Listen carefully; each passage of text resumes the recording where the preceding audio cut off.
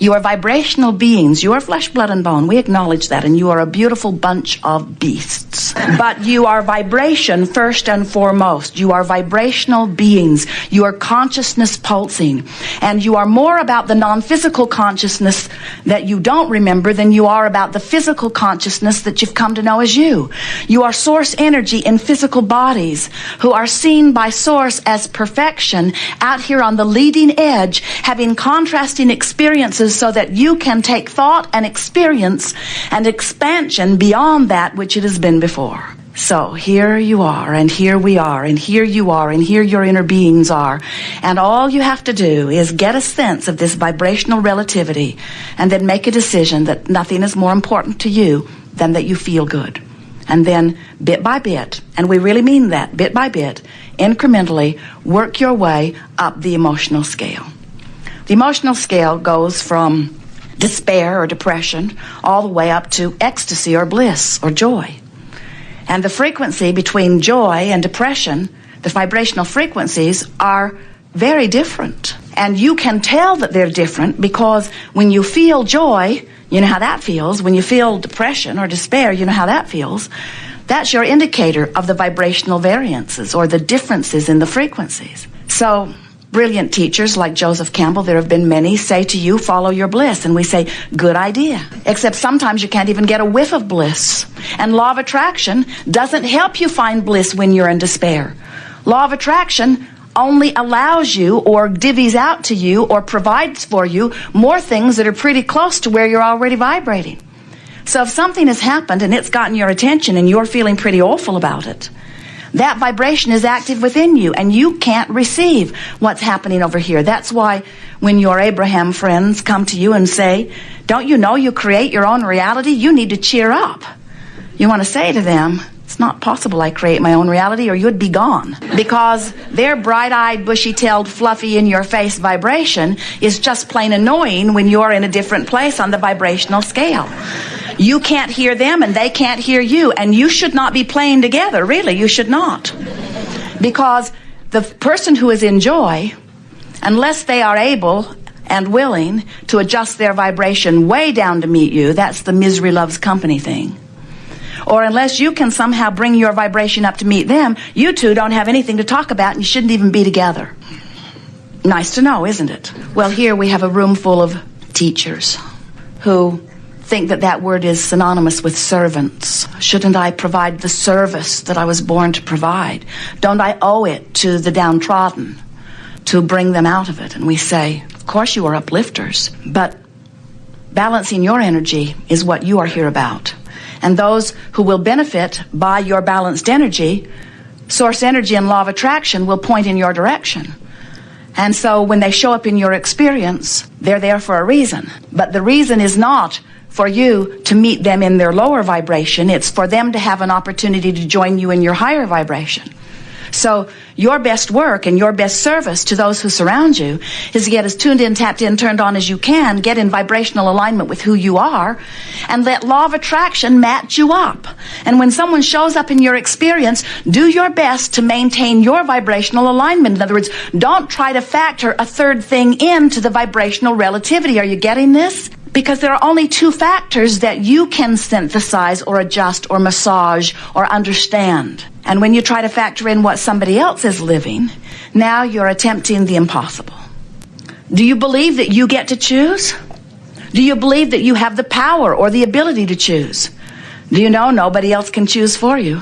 Nobody can get inside of you. Nobody else could even begin to understand the vibrational relativity between where you are and where you want to be. Nobody's walked in your footsteps. Nobody's been there incrementally as you've launched those rockets. But source energy has, and oh, the future that is aligning for you. People say, be careful what you wish for, you might get it. We say, every wish that you have ever offered is out there pulsing and waiting for you. You've just got to find alignment with it, you see. So why don't you know that? Why is it not as easy for you to get this as it is for us to get this? Besides the fact that we're really, really very smart. You are too. But the difference is, here in your physical form, 99% more than 99%, almost all, 99.999999% of every creation is complete before you see any physical evidence of it at all. So there's a lot of vibrational alignment that takes place before manifestation begins to appear in your experience. And that's a very good thing. That provides you this wonderful buffer of time where you can get into alignment. But what that means is, right now, we really want you to hear this. Right now, in the way you feel and the attitude, the mood, right now, the way you feel is your indicator of exactly what manifestations you are moving toward. Now, there's a lot of them out there. Some you really like when they get here. Some of them you're not going to like so much when they get here. You're creating all of them. And the way you feel is your indicator of what you're closing the gap on. In other words, there are people who right now are sick, who have cleaned up their vibration, who are moving away from sickness to wellness. And even though the manifestation of the wellness is not apparent yet, because 99% of the vibration is in place before it is apparent, they're moving in the right direction. And they know it because their emotions are saying to them things like joy and love and appreciation. In other words, they're feeling good. But there could be a person with no physical evidence of illness in their body moving swiftly or actively toward a manifestation of an illness, and they don't know it yet. They're on the path toward illness. They don't know it unless they know that anger, fear, depression are indicators of the direction that they are moving. So people say the oddest thing, odd to us anyway, they say, it just came out of nowhere. And we say, no, it didn't. It didn't come out of nowhere. You practiced the vibration of it hard and long. This is a wonderful buffer of time you've got going here, where you have to solidify a vibration pretty well. Then people say, well, then why are children born with deficiencies? And we say, well, first of all, you don't know that it wasn't their intention, and you cannot compare what you are wanting with what anyone else is creating. But we know that's a hard one to swallow. Why would anyone want something that I don't want? And we say, it's a diverse universe. You didn't come here to be the same. You came here in your differences to provide a well-stocked kitchen to allow others and yourselves opportunities to define and decide what you want.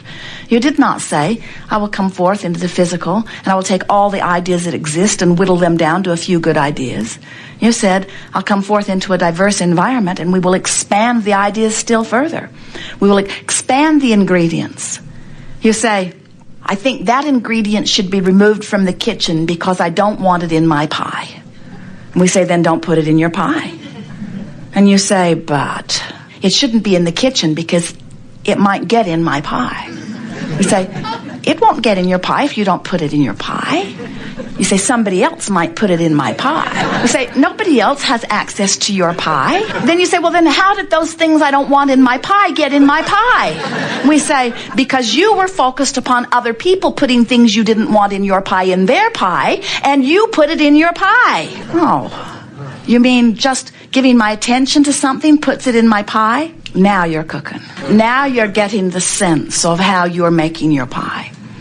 You do not need to remove things you do not want from this environment in order to live joyfully, but we certainly understand how it is that you feel that you need to, because if you are among the millions of people on the planet who still don't get it that you are vibrational in nature and that law of attraction is bringing things to you that match your vibration, we know that when you look at a circumstance that pleases you, you would like to promote more of that, and when you look at a circumstance that doesn't please you, you would like to stop that. But we want you to understand that in this vibrational-based universe, there is no such thing as exclusion. So when you say no to that thing that you do not want, you're actually putting it in your pie. When you say yes to something, you include it. When you say no to something, you include it because your attention to it activates it in your vibration, and that's how it gets in your pie. So we can understand how when you look around and you see things you don't want, like diseases or terrorists or anything that is unwanted, and you shout no at it, you would like it to go away. We know you would. We don't blame you at all. We just want to help you to understand that your attention to it causes an activation of it in your vibration. And when something is active in your vibration, you're moving toward it. It is just as simple as that. Don't fret about it. You have a huge buffer of time between the activation of something and the manifestation of something. And there's one more very significant point that we want to make to you. You are source energy embodied in these physical bodies. Well-being is the basis of all that you are. You don't have to work hard for well-being. You just have to stop doing that thing you're doing that is not allowing the well-being. There's not a source of well-being and a source of evil. You don't walk into a room and look for the dark switch on the wall. You don't expect to find some switch that causes a dark mist to cover the light. You know that you can turn the knob or push the button or flip the switch that resists the light, but the light is the source, and you're either allowing it or you're not. There's not a source of evil. There's not a source of sickness. There's only well-being, which you are letting in or not.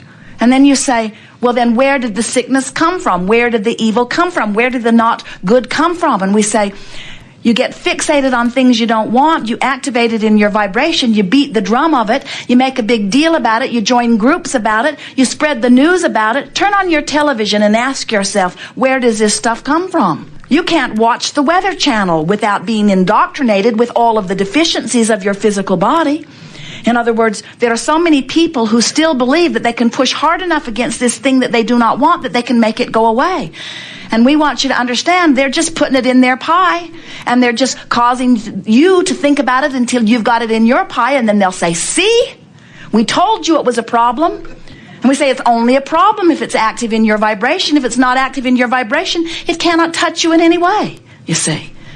So those well-meaning people, or maybe not so well-meaning people, maybe they've figured it out. Maybe they've figured out that the population is more willing to look at the things that they feel that they need to push against than they are willing to look at the things that they are wanting. And we say that has been a trend that is shifting. It is shifting powerfully in your environment today. Fewer people are watching television today than ever before. And the reason, well, not than ever before, but then from the peak. In other words, before there was television, no one was watching it. But then you got really good at watching it, and now you are pulling away from it because more and more of you are beginning to recognize, hey, I don't feel as good when I do this as I do when I don't. And so more and more people's own guidance systems, even though they are not fully understanding them, are guiding them toward their own lives and what they can manage and what they can do about.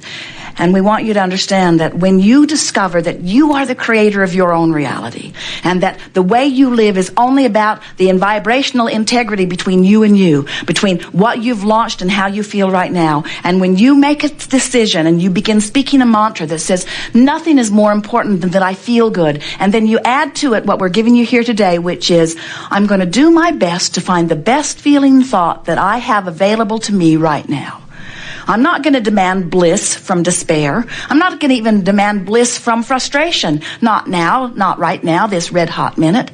I'm just going to reach for the best feeling thought that I can find. If I'm angry, I'm going to find something that feels a little less angry, because for me now, the relief factor is the new thing that I've got my finger on the pulse of. I'm going to begin to pay attention to what thoughts that I can think that can take the tension away from me, that can take the tension of fear or the tension of anger or the tension of not believing, the tension of yearning, even the tension of hoping. There's tension in hoping, isn't there?